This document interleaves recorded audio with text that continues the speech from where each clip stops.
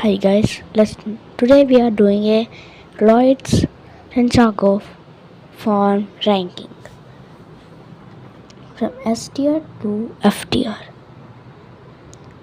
Season 1 Lloyd with all 4 element powers combined will go to A tier.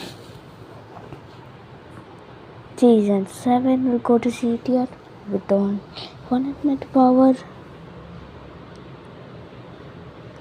Now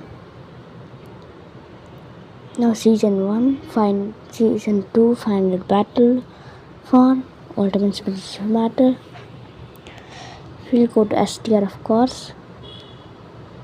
Kid Lloyd F tier, just F tier. He's so disappointing. A tier Master Lloyd.